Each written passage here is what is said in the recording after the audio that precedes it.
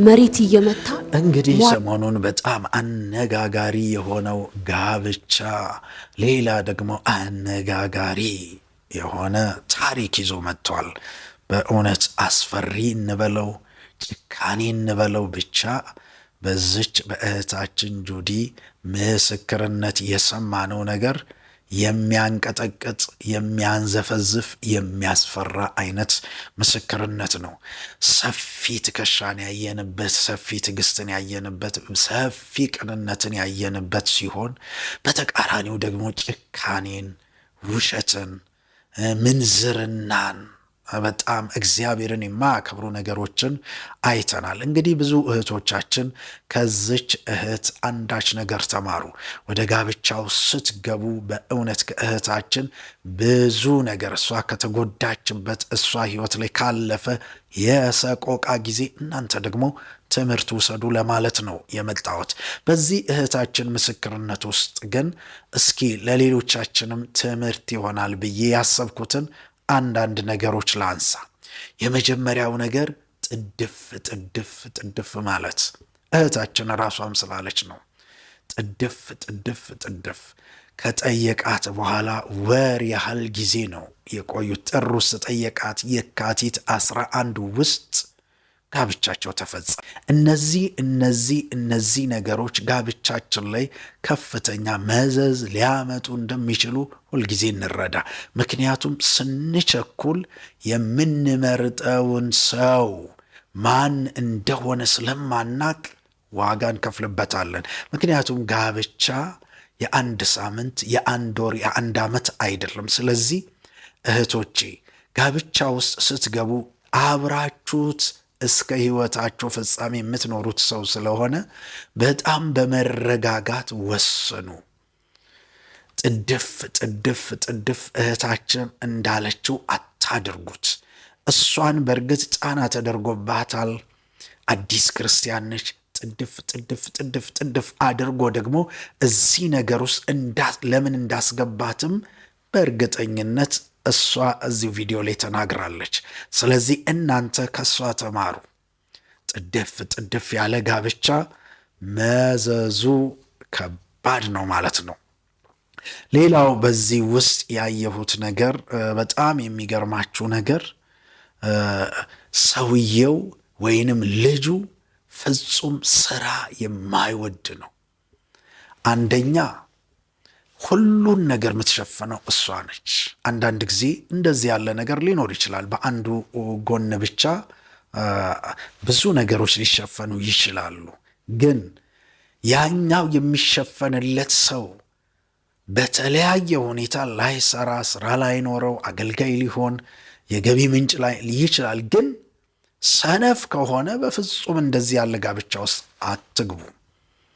ሰነፍ መስራት የማይወድ ከሆነ፣ መስራት ሲባል የሆነ ቦታ ላይ ተቀጥሮ ባይሰራ እንኳን እቤት ውስጥ ያለን ስራ ማገዝ የማይወድ ከሆነ፣ ኃላፊነት የማይሰማው ሰው ከሆነ፣ እቺ እህታችን እንግዲህ ስትነግረን በጣም ያዘንኩት ገንዘብ የለውም። ከቀለበት ጀምሮ እሷ ነች ሁሉን ነገር ያደረገችው።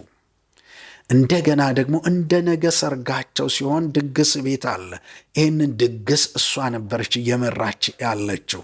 ከዚህም አልፋ ደግሞ ቅዳሜ ዕለት ከቦሌ ቡልቡላ ተነስታ እስከ ኮልፌ ድረስ ሄዳ ካባ የመግዛት ስራውን ወይ ገንዘብ አይሰጣት፣ ወይ ሄዶ ልብሱን አይገዛ፣ ወይ አብሯት እንኳን ለሞራሏ የማሄድ ሰነፍ የሆነ ወይንም ደግሞ ጉረኛ የሆነ እሷም ብላዋለች፣ ራሱን የሚክብሰው ጉረኛ። በእውነት ከጉረኛ ሰው እህቶች ተጠንቀቁ። ጉራ ከሚነዛ ሰው ባዶ ሰው ነው ሁል ጊዜ ጉራ የሚነዛ። ወይ እውቀት የሌለው፣ ወይ ገንዘብ የሌለው፣ ወይ ልምድ የሌለው፣ ወይ ስራ የሌለው፣ ወይ በቃ በሆነ ነገር በቃ ጉራ ብቻ ከሆነ ሰው ተጠንቀቁ። እንደዚህ ያሉ ሰዎች በቃ ለብሰው መውጣት ብቻ የሚፈልጉ ሰዎች ስለሆኑ ወደ ህይወታችሁ እንደምንም ከገቡ በኋላ ህይወታችሁን ያመሰቃቅሉታል። እውነቴን ነው ምላችሁ፣ ህይወታችሁን ስለዚህ ስራ ከማይወድ ሰው፣ ጉረኛ ከሆነ፣ ራሱን ከሚክብ። እቺ እህታችን ስትመሰክር እናቴ ነች እጄን የምታስታጥበኛል። በጉርምስናው በወጣትነቱ እናቱ ይህንን የምታደርግ ከሆነ ይሄማ ጤንነት የጎደለው ሰው ነው። ስለዚህ እንደዚህ ያሉ ሰዎች ወደ ህይወታችሁ ምን አትበሉ፣ አታስተናግዱ። በእውነት ነው ምላችሁ። ከዚህም ባለፈ ደግሞ እቺ እህታችን በጣም በሚገርም ሁኔታ ጋብቻ ውስጥ ከገቡ በኋላ ከተለያዩ ሴቶች ጋር የሚማግጥ አይነት ሰው ነው።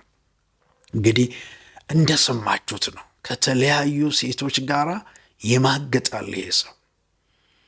ከሌላ ሰው ሚስት ጋር የሚማግጥ፣ በጋብቻው ላይ የሚያመነዝር ወንበዴ ነው። ወንበዴ ሌባ ነው።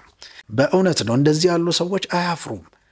ዓይናቸውን በጨው አጥበው የሚመጡ ደፋሮች ናቸው። ባለጌዎች ናቸው። ብልግናቸው ምንም። ከዚህም ባለፈ ደግሞ ይሄ ሰው እህታችን እንደመሰከረችው ከተለያዩ ሴቶች ጋር ከጋብቻ ውጪ የሚማግጥ አይነት ሰው ነው። የቤተ ክርስቲያን ሰዎች ጣልቃ የገቡ ነገሩን ለማስተካከል ሞክረው አቅቷቸው ነው የተዉት። ከዚህም የተነሳ አመንዛሪ ሰው ነው። ከፊት ግን የለጠፈው ነቢይ የሚል ነው። ስለዚህ ከእንደዚህ ያሉ ሰዎች ራሳችሁን ጠበቁ እህቶች። አገልጋይንን ከሚሉ ግን ውንብድና ውስጥ ካሉ፣ የጋብቻን ክቡርነት ከማያከብሩ፣ እግዚአብሔር ክቡር ያለውን ከሚያረክሱ፣ ዓይናቸውን በጨው አጥበው መጥተው ደግሞ አሁንም በመዝሙር ቪዲዮ ከሚሰሩ ወንበዴዎች ራሳችሁን ጠበቁ፣ ተጠንቀቁ። ተባረኩ።